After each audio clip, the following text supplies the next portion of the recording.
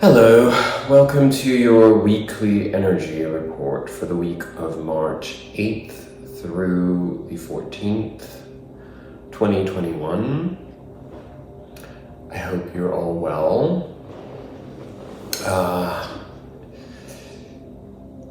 It has been a very intense week, to say the least, energetically speaking.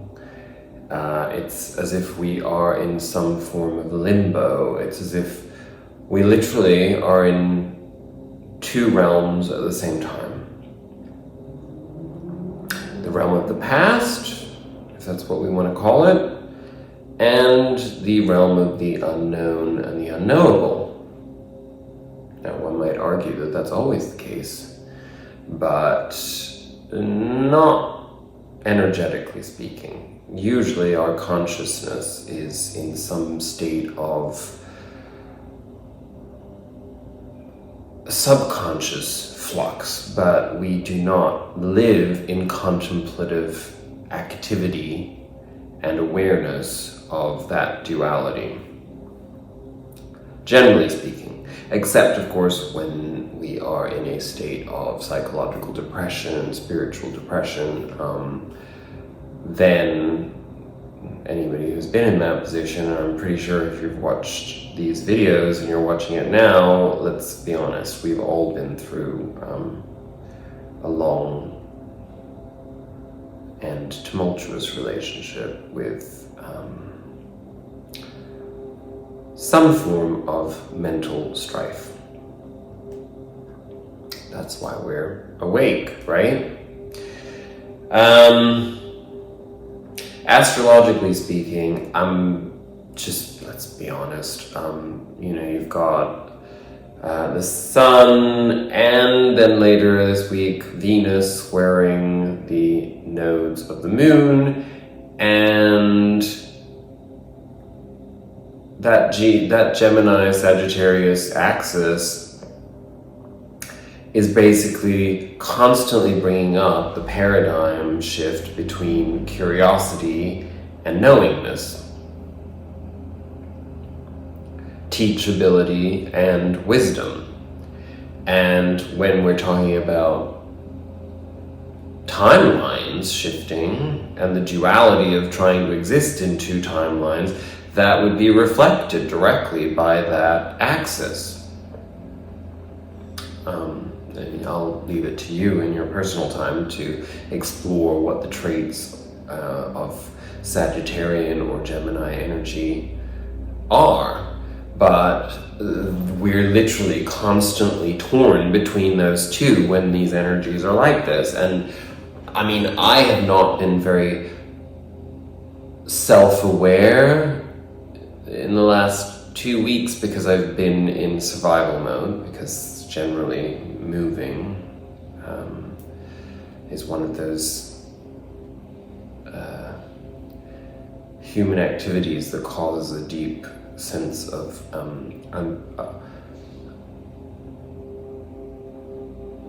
unrootedness, and everything has felt transient. Everything has felt there's been a lack of solidity, there's been a lack of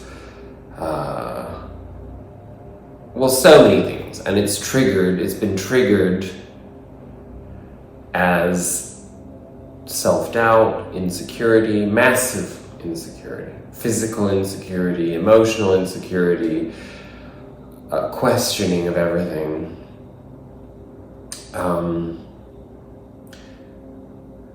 We always want things to be squared off and put away and in their rightful place immediately when we make changes. I certainly have, I have like a lot of Virgo in my chart, and while I am not a Virgo sun sign, I'm born on the cusp of Leo and Virgo, but by my astral chart I am a Leo, so I'm literally at the critical 29th degree and 53 minutes, which is like just karmically hell.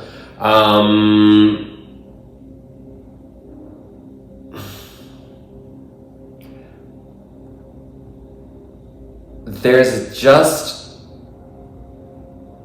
the Virgo in me, like, means that I always want everything to be a certain way.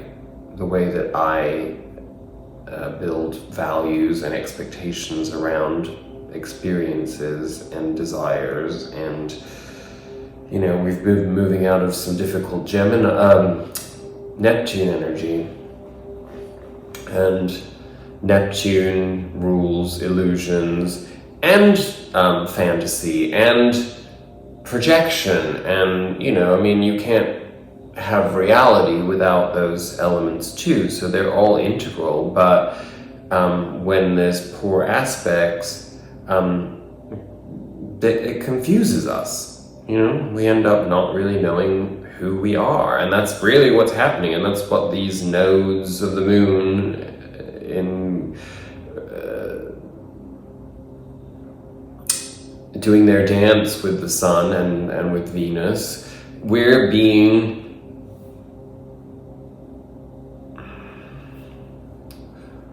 it's like being thrown in the tumble dryer, or it's like having the wheel of fortune, or the wheel of jeopardy, should I say, rather, like spun on, like just waiting, where's it gonna land this time?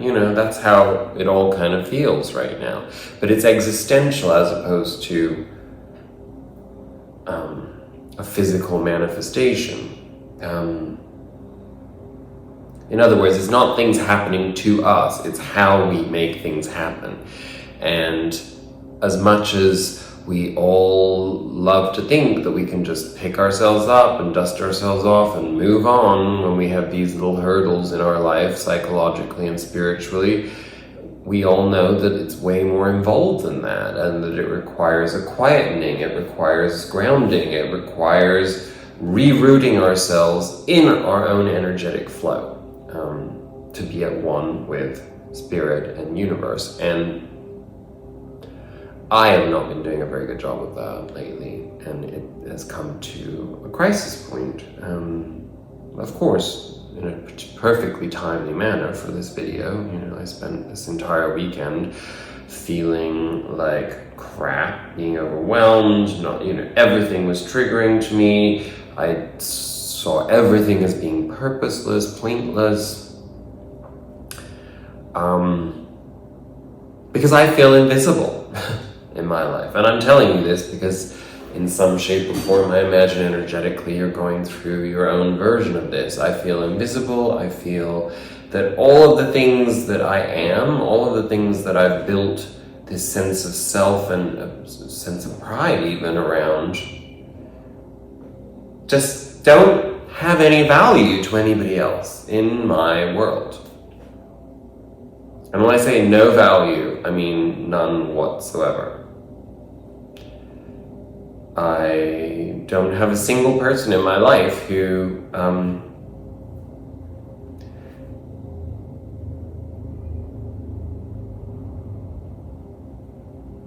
seeks out my knowledge, who has any interest in what I think, what I do, how I feel. Anything short of superficial joviality in this world as it stands today, in my world, is a threat to other people's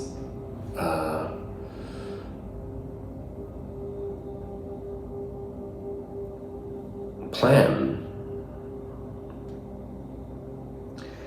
And of course that's really, really sad. And of course all I want is for new energy to come into my life. All I want is new people in my life. All I want is for those people that don't see the value of me to be able to bid them adieu peacefully, calmly, and move on and allow new energy to come in. But for whatever reason, the universe is not allowing that to happen, or has not been allowing that to happen. Or at least not in the way that I would like it to. And then I realized that what happens with these nodes is that they bring up the issues of resistance versus acceptance and flow versus obstacle. And it brings up the dilemma of figuring out how much we're responsible for our own blockages and how much we get in our own way, and how hard it is sometimes to get out of our own way. And what does that even mean? You know? It's like,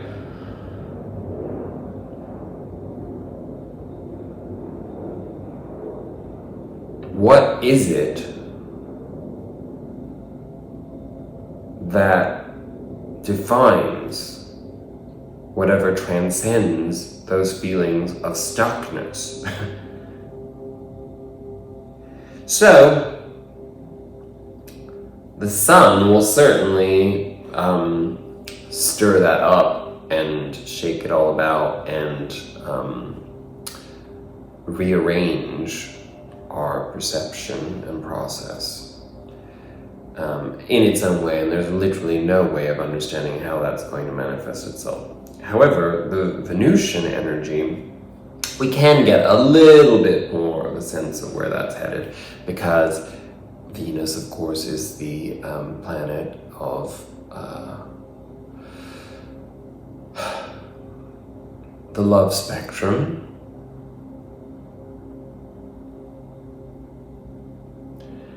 And how aligned are you with the value of love, whatever that means? And these are things that we're going to be triggered into thinking about this week. I think we're very stubbornly anchored in earth energy that isn't there anymore. We were so conditioned to that earth energy in that 200-year cycle that being in air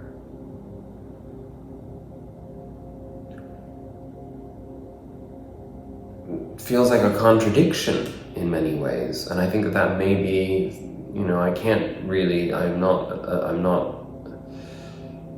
I don't really have the means to express that well enough that I would elaborate on it right now, but I imagine it will come up more and more over the next year or 2 or 3 or however many, because we will become more aware of those differences in our experiences. But, what is Earth? It's the material realm. And what is air? It's ideas, it's our thoughts, it's our... it's the intangible on a certain level, it's, so, of course it's terrifying to move into that in our experiences, because we're so used to everything being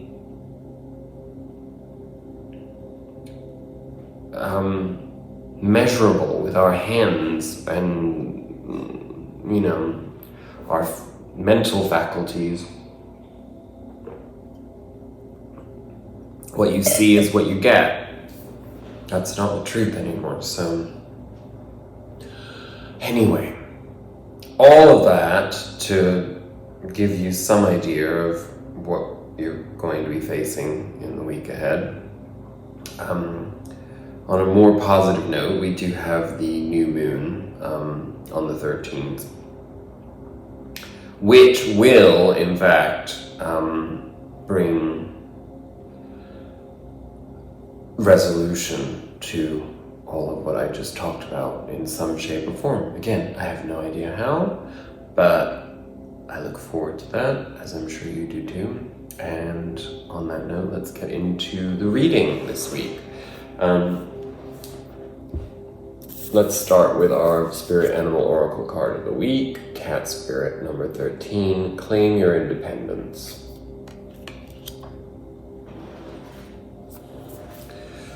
When Cat Spirit meows, she is calling you to claim your independence and allow for some space between you and others in your life.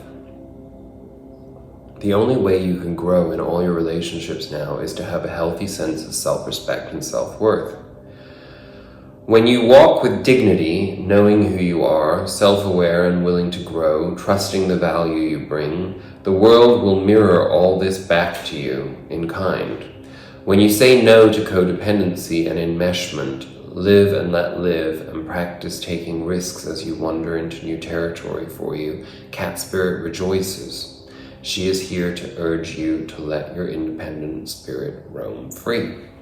And I think that's a lot of it too. We've spent a lot of this spiritual journey with our gurus and listening to other people tell us what we think, and what we can expect. And we're coming into that time where we really have to trust our own experience and trust what we need ourselves and what is it that we're missing. And can we sit down and actually ask ourselves that question? What is it that we want? What is it that we're missing in our lives? And knowing our co-creating power with spirit, it's time to trust that we can actually manifest those things if we can define what we want. But instead, I think we've been in this murky area of just kind of like, we've been dictated to by the powers that be anyway, because of this stupid, global, nightmare situation that we've been in for the last, year or so. And, it's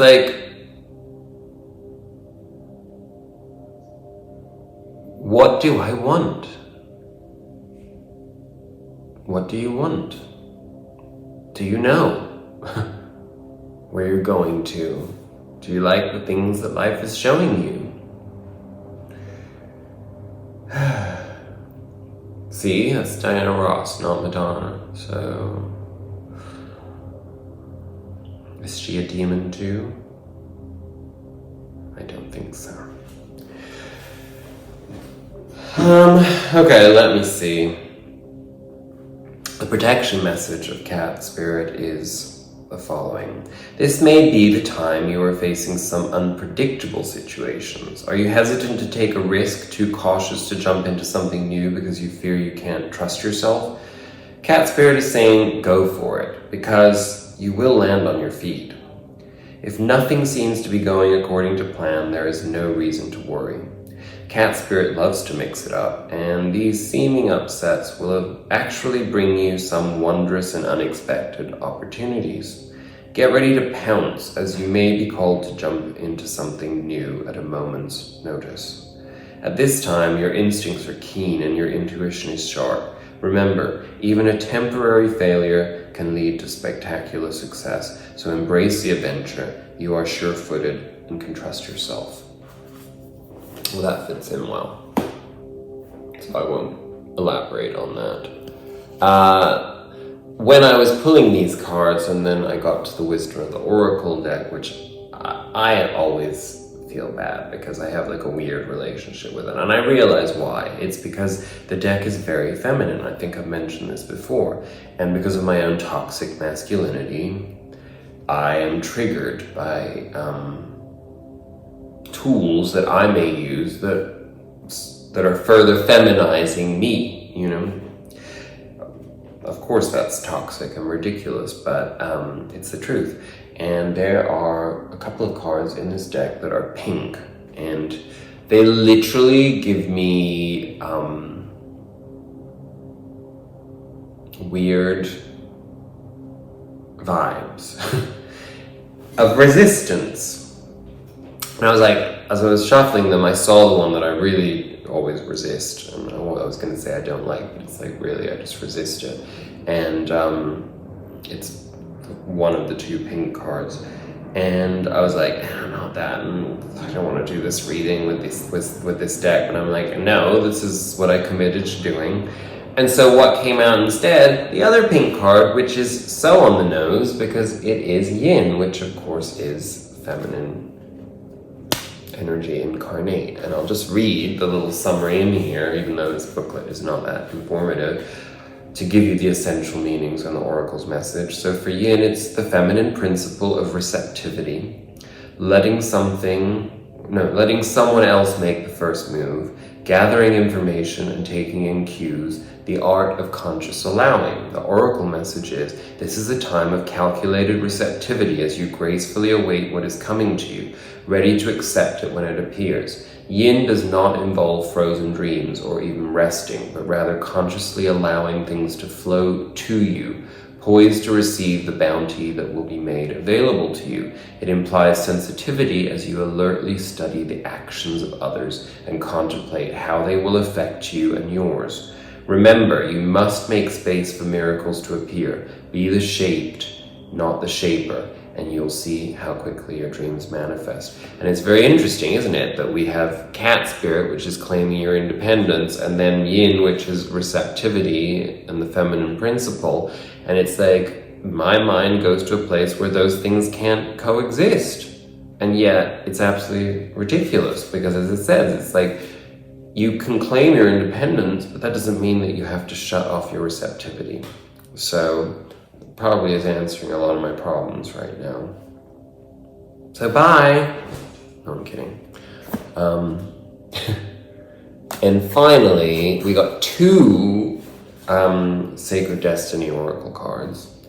And they came out in the order of Trust first, and then Miracles. So I guess they go together, Trust, Miracles, but trust and you will receive miracles. So there's the Trust card. I shall read that first. The desert seems parched and devoid of life, yet it is the desert that spiritual sojourners go to gain messages from the Creator. Traditionally, the desert is the place of spiritual cleansing, renewal, and profound healing visions. Just as desert terrains can feed our souls, they also nourish lands thousands of miles away. For example, the Sahara Desert and the Amazon rainforest are a great distance from each other.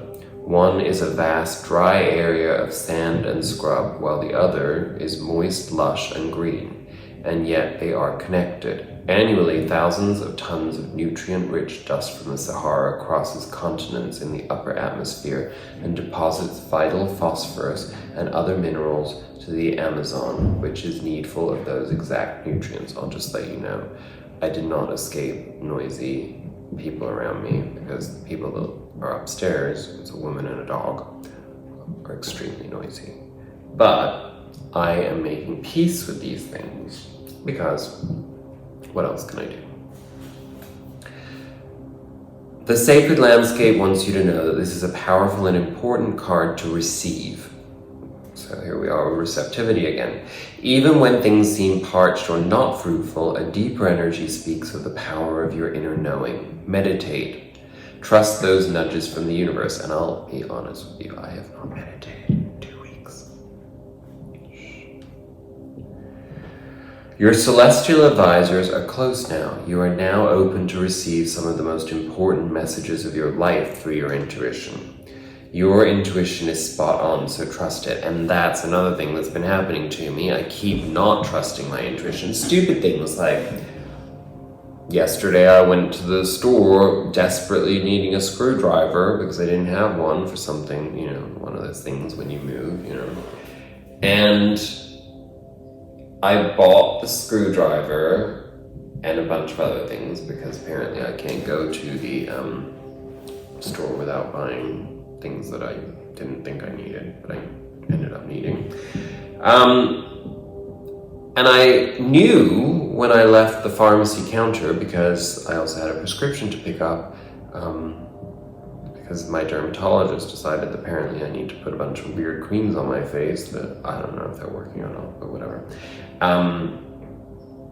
And I left the screwdriver, the one thing that I went to the store for, on the countertop, went back to the parking lot, knowing the whole way, thinking like, well, I'm sure I didn't put the screwdriver in my backpack. I put everything else that I bought in there, including carrying around a giant mop and a plunger.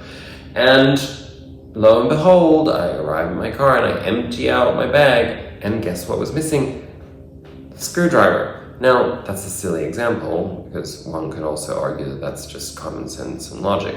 But it was an intuitive knowing the whole time that I was ignoring, and it's happened in several instances. So,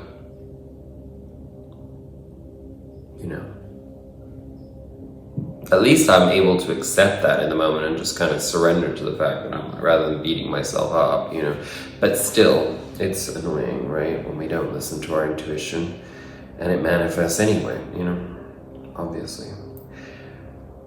Trust those nudges from the universe. Your celestial advisors are close now. You are now open to receive some of the most important messages of your life through your intuition. Your intuition is spot on, so trust it. And even if there are some areas of your life that seem lackluster, know that other areas are being fertilized for a resplendent future. Have purpose and know that there is a higher purpose. And then the other card, miracles.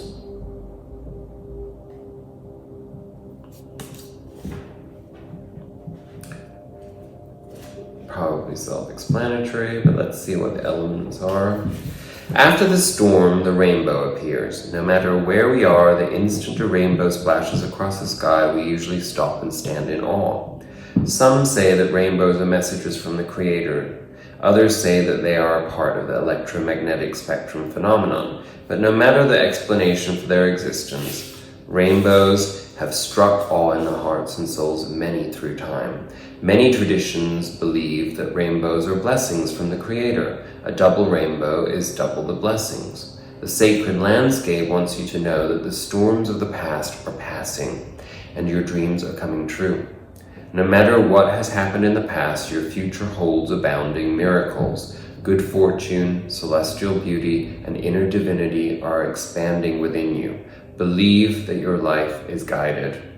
Trust in the goodness of the universe. A celestial bridge to the heavens is opening for you. Start a health program, invest in your career, or initiate a relationship and good fortune will manifest. Blessings are flowing in all directions.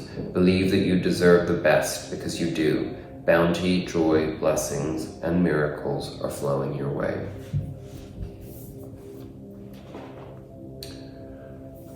Again, that within itself is a fruitful enough message that we could just end here, but I did pull an entire spread, and you know I'm never happy unless I've gone at least an hour. So, what do we have as our underlying energy of the week? Well, I hate to break it to you, don't freak out when you see it. There's the Tower. But again, this is a controlled demolition because it was clarified by the Osho card of Beyond Illusion that we got last week, in fact, or recently in any case. And I will read that just to give us some context for the week ahead, because what is that tower bringing? The tower, for me, I'm perceiving that as an inner tower moment where literally we've been holding on to things. We have this sense of urgency of the need to move forward at this point, right? In a way that is self-respecting, self-loving, expansive, and built on oneness with all. Thanks. And, oh my God. Yes. See, this is what I have to contend with. But I guess, unless I go live on a mountaintop, I'm always going to have this problem. So, let's just read this to give us some context. The butterfly in this card represents the outer, that which is constantly moving and that which is not real, but an illusion. Behind the butterfly is the face of consciousness. I'm just going to hold it up for you there. I don't remember. Is this last week that we had this? I don't remember anymore. I don't remember anything. Literally, I think I've moved beyond time and space. The space between the two eyes has opened, revealing the lotus of spiritual unfoldment and the rising sun of awareness. Through the rising of the inner sun, meditation is born. The card reminds us not to look outside for what is real, but to look within. When we focus on externals, we too often get caught up in judgments. This is good, this is bad, I want this, I don't want that. These judgments keep us trapped in our illusions, our sleepiness, our old habits and patterns. Drop your opinionated mind and move inside. There you can relax into your deepest truth, when the difference between dreams and reality is already known. This is the only distinction between the dream and the real. Reality allows you to doubt, and the dream does not allow you to doubt. To me, the capacity to doubt is one of the greatest blessings to humanity. The religions have been enemies because they have been cutting the very root of doubt, and there is a reason why they have been doing that, because they want people to believe in certain illusions that they have been preaching. And when they say religions, that goes for the economy too. It's a religion. Why have the people like Gautam Buddha been so insistent that the whole existence, except your witnessing self, except your awareness, is just ephemeral, made of the same stuff as dreams are made of? They are not saying that these trees are not there. They are not saying that these pillars are not there. Don't misunderstand because of the word illusion. It has been translated as illusion, but illusion is not the right word. Illusion does not exist. Reality exists. Maya is just in between. It almost exists. As far as day-to-day activities are concerned, it can be taken as reality. Only in the ultimate sense, from the peak of your illumination, it becomes unreal, illusory. It's always a hard one to really wrap your head around, isn't it? But that is the breakdown. Again, it's our attachment to the illusion of projection, of the system, of the beliefs that we have enforced upon us, that it doesn't matter if you're in prison, it doesn't matter if you are living in a fascist dictatorship, your inner values are still going to shine, your soul is still going to prevail, regardless. And we have to take ownership of that again, right? We have to move into a place of acceptance of our own essence. And it's so fucking hard, right? It really is. It's really hard for some reason. And I wish I had the solution. I wish I had like a magic wand where I could just tell everybody exactly what to do in order to make that transition painlessly and with an ease of fulfillment. But I can't, because we all have to do it on our own, in our own way, which again within itself is an illusion because we're not really doing it alone. But I guess the sun has decided to shine on that one. At the center of our reading, we have the Eight of Cups. So we're moving away from that illusion. We're moving away from those attachments. We're moving away from the things that may have fulfilled us in the past, but now have turned into hurdles or blockages, That's what obstacles really are. They're things that we've outgrown, that we still allow to persist and dictate. And it's crossed by the Queen of Pentacles. So, again, it's that earth energy. It's holding on, when what crosses us is what gets in our way in terms of our forward movement, and it gives us insights. It's not to be shunned, it's not to be abandoned, it's to be integrated and then to surrender to, the flow, rather than being in that place of, the Queen of Pentacles, she has a knowingness, she has an appreciation for what she has, but there's also a built-in expectation there because it's her very essence. So if we want to allow new pentacle energies in, things that we've never had before, things we've never experienced before, whatever that is in the material realm, we have to let go of the goals and the goalposts that we had before, that we were aiming towards, because they don't, maybe if you were like on a journey where your goal is to make $1 million and you've made 500,000, maybe to you it would make sense to continue on the Queen of Pentacles journey right now with the energies the way they are. But that's really going to be going against the flow regardless, and you'll probably find yourself somewhat corrected by it. But the idea is that, again, find a new goal. Yeah, it's great to aim for $1 million, but you know what? Maybe look for something that's more accessible to you, that doesn't require so much compromise of your values, of your essence, of your soul in order to attain it. It's this kind of shift, and it's like, well, if you've been pursuing money your whole life, like, what the fuck is that you're going to pursue instead? It's a tricky one to wrap your head around if you've been brainwashed into thinking that that's what your success is, So it's that kind of a shift. Again, it goes with all of the other cards that we've had. Plus, I can vouch for that in my personal experience. And again, beyond illusion, sometimes the tower moment comes along where it's like, it's not outside. It's not like the bank steals all your money, or you get robbed or something like that. It's inside, where you're like, there's something that has to happen that corrects your perception so that you stop pursuing the same empty goals. That's what this week is about, which is a good thing. But if you're resistant, it doesn't feel good, right? And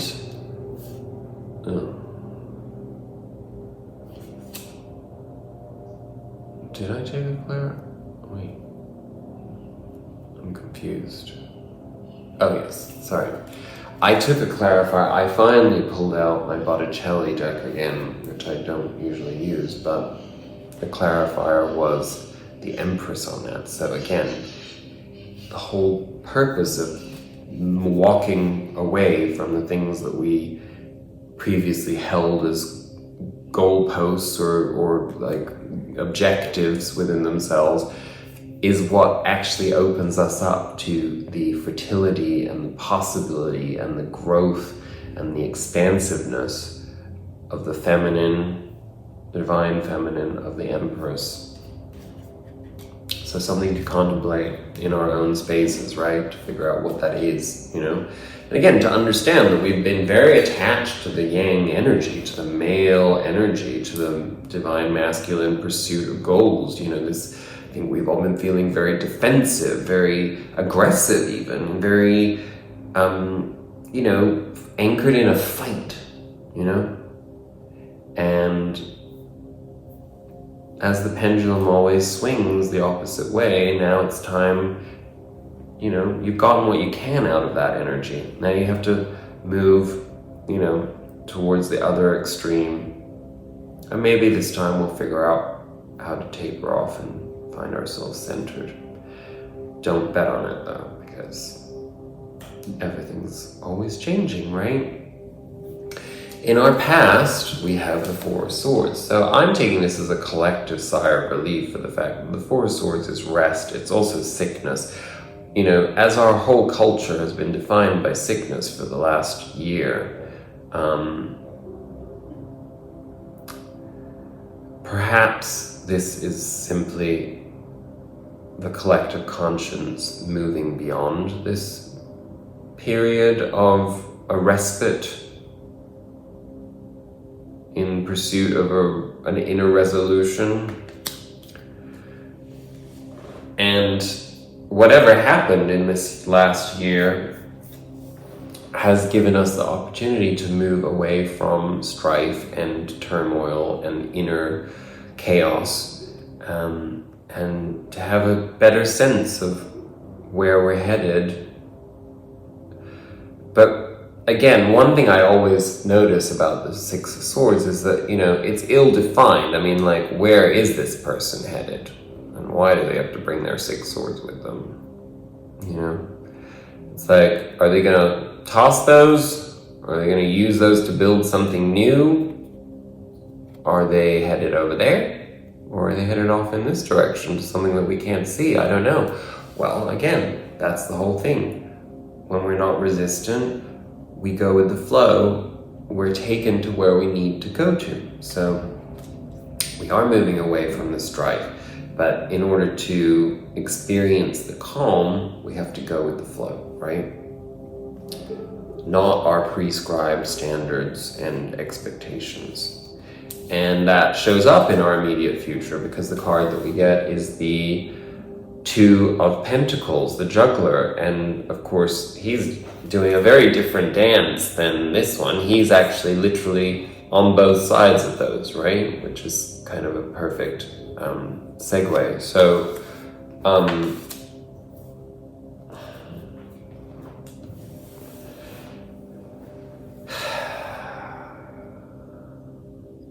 we're juggling two realities.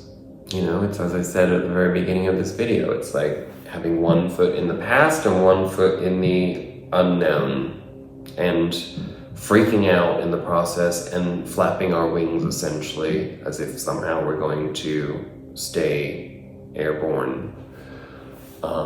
We have to come back down to earth and actually accept what's happening. And you know, the clue the universe gives us is the Four of Cups card. So it's actually in letting go of this energy of a version of poverty consciousness once again, where it's like, you know, it's looking a gift horse in the mouth, you know, it's like not being appreciative of what the universe actually is offering us.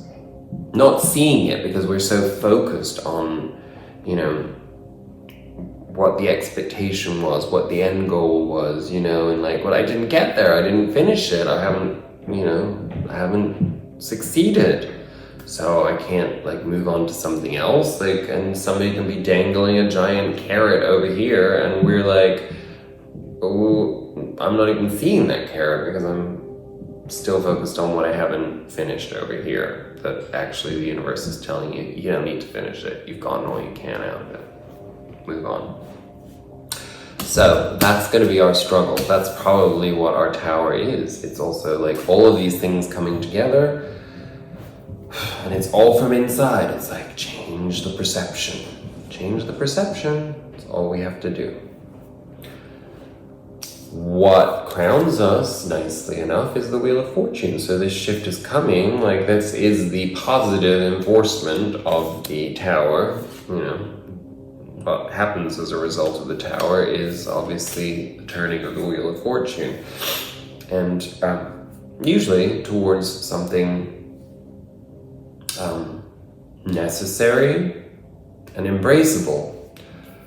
Our Clarifiers, we got 3 from the Botticelli deck, were an interesting bunch really, because we got the 6 of Cups, which is a second chance card. It's the inner child being embraced and allowed to, you know, being set free essentially to drive us forward, you know, instead of being caught in all that cynical, pseudo-adult drabness and restriction. So we embrace the inner child, and there's a coupling here of some sort of energies. We have the King of Pentacles and the Queen of Cups. So this is actually being able to integrate these two aspects of ourselves into our experience. The Queen of Cups having mastery over her emotions, and the King of Pentacles having mastery over the physical realm.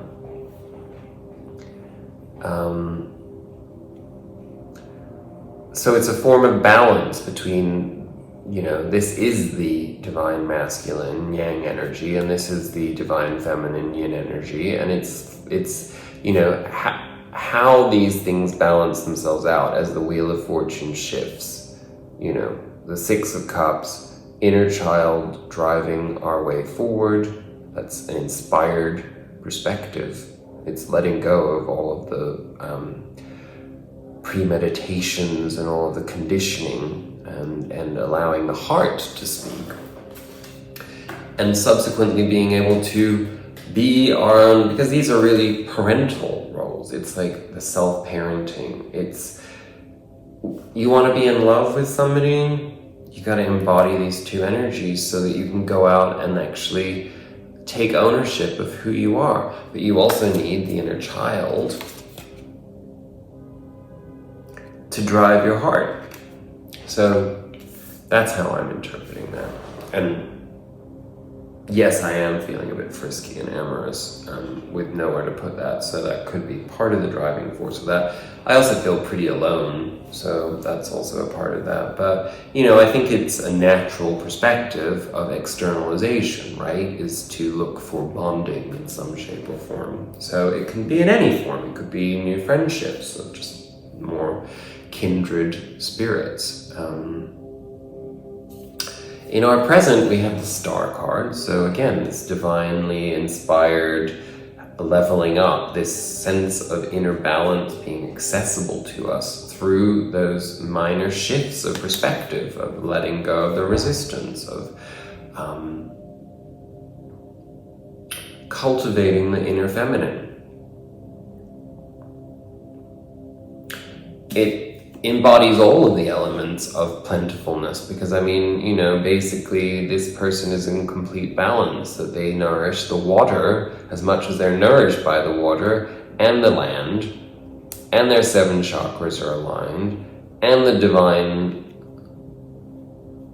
energy is at the source of all of that. So this is balance.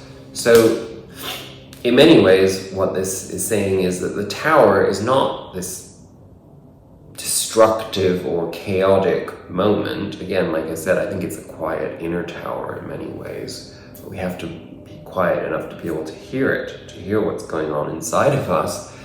And the star is telling us that that is what we attain right now by being in that space, by prioritizing meditation, self-care, not necessarily distracting ourselves with the neediness that takes us outside of ourselves and perhaps drives us towards making compromises in terms of the types of people that we spend time with, or the types of activities that we indulge in,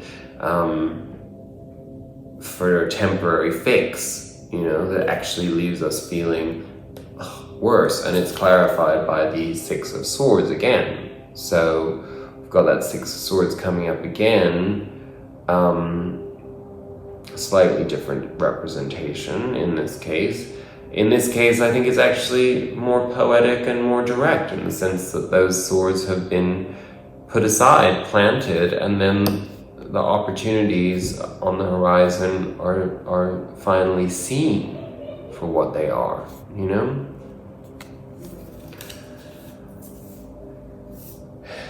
In our environment, it's a tricky one, and I get it because I know it firsthand. This is a professional issue for me personally, but it may also be, and not just actually, it's not just a professional person thing, it's also the types of people in my life. But we have the 7 of Cups. And what is the 7 of Cups? 7 of Cups is the distraction from our spiritual purpose, based upon the illusion of choice, mostly from projection. And it's coveting, basically, all of these different things. Whether or not we know what's in the chalice, as we've said before, there can be completely, this is like vanity here, this is victory here, this is, you can interpret them however you want, like wealth, can be seen as gluttony, or, this is a tower waiting to happen, this is the snake of temptation, this is, this is some kind of veiled spiritual delusion, I presume, is what it represents. I've never really thought about what those things represent, but it's the idea that, you can have a lot of choices, but they might all be shit, So sometimes it's better to have no choices and to just sit with things. So in our environment, we perhaps have a lot of that energetic influence from other people. You know, especially when we have people in our lives that don't share our values. You know, that can be this type of chaos, you know. And this is really looking at all of those materialistic things and questioning whether or not they actually have the value that they allegedly have. And it was clarified by the Four of Pentacles again, so we've got that card coming up again. Which again leads me to believe that this near future energy where we got it, of the juggler with, you know, with that Four of Cups. I know, that was the Four of Cups. Sorry, I'm making the correlation between the Four of Cups and the Four of Pentacles because the fours are when we're at that point. Again, the fours and the sevens kind of have a correlation in many ways because it's like where, you know, we've gotten to a certain point on our evolutionary journey and it's not enough, or it's not directing us in the right way any longer. And so we either, in the sevens cases, we have to contemplate whether it's worth it. What is the worth of the sum total? Or in the cases of the four, they come right before the five, which are the agents of chaos and change. It's where we've reached a point where we're holding on to the little that we have. And in this case, emotionally and materially. Again, something to contemplate. And seeing as we got that Eight of Cups at the center of our reading, a lot of this is saying that we need to make room for newness if we want newness. It's like all very well being like, no, I want new people, I want new experiences, I want new love, I want new furniture, I want new potatoes, whatever it may be. You gotta make room for them. Otherwise, you're a hoarder and you can't appreciate what you got or what's on offer.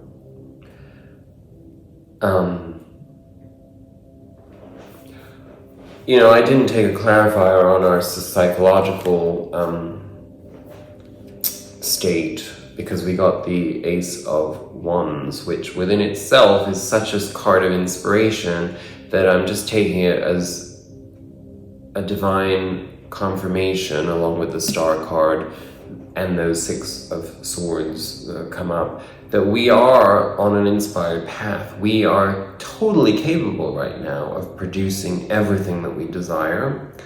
Again, it's about not resisting. It's about allowing that inspiration to take hold. It's about focusing on that single wand and its divine purpose in order to take us on a new journey through the subsequent wands of that journey. You know, the Two of Wands comes after the Ace because it offers us the inspired choice to make decisions, to cast a new dice of fate, you know? But you have to see the value of the wand. So that's what our psychology needs to do, is like, you know, once we've figured out what it is that we're actually resisting and what it is that we're holding on to and where we perhaps would like to go, we seize that Ace of Wands and we allow it to take us forward by being psychologically inspired rather than being, you know, functioning at half-mast, being in a place of, I want to say, grief. That's what comes to mind. You know, there's a lot of grief in the collective right now. There's a lot of grief in us individually. You know, it's a grief of what, you know, it's mourning what was that is no longer and will never be again. And that's really hard for people because everybody right now is desperately holding on to the idea of, and actually putting all of their energy into trying to make things the way that they were. And it's like, shit has changed. It's not going back. There has been an enormous paradigm shift in our reality, and we have to learn to embrace it. Because if we don't, that's what the resistance is. And I get it. It's really hard to imagine what that will be. You know, what inspired amazing things could be on the horizon, especially as we get older, because we think we've already done everything. We think we know everything. We think, you know, our time is limited, and it's like, well, I'm not going to try that, or I'm not going to do this. But this is precisely the moment where we have to throw everything, caution to the wind, you know, and just allow it to flow, you know.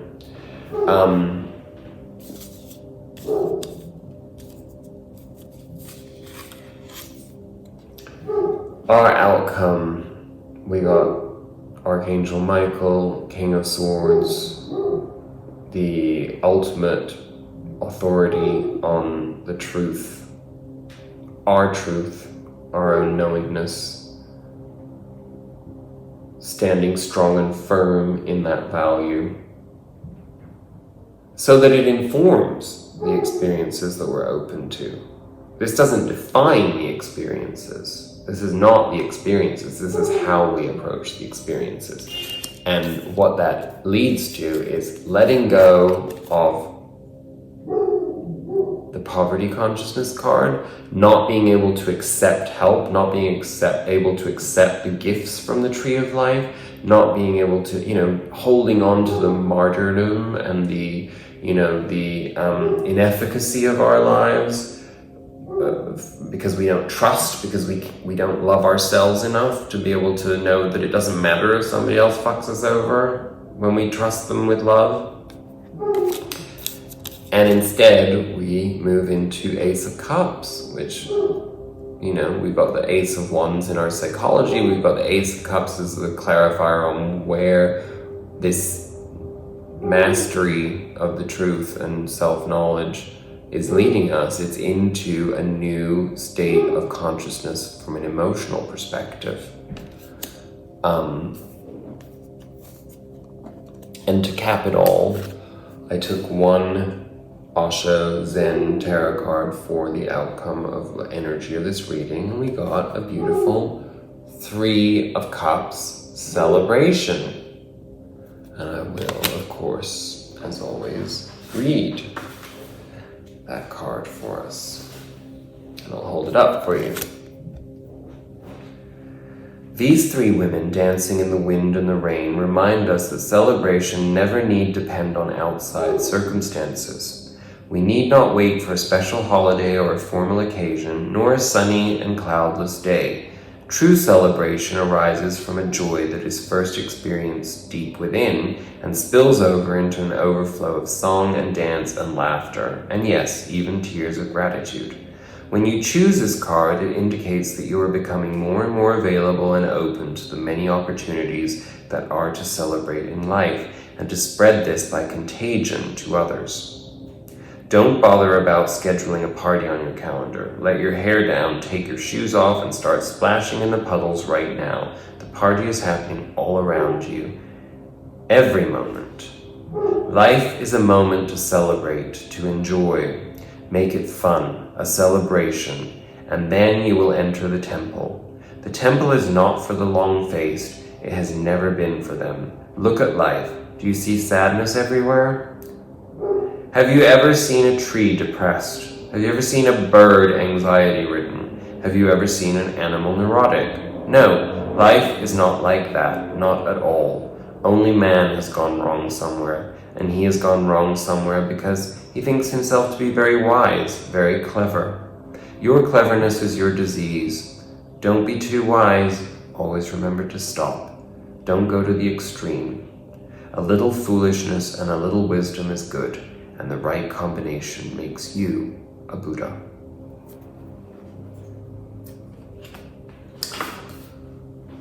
Well, there's nothing more to say. That was very self-explanatory. I think it was a very nice reading. I felt the energy shift as we were doing the reading, so we've got a deep understanding here of where we are headed energetically, and I'm pleased with that. So thank you for being a part of this, and I look forward to sharing how that manifested for me personally next week. In the meantime, I love you, blessings, Be safe. Namaste.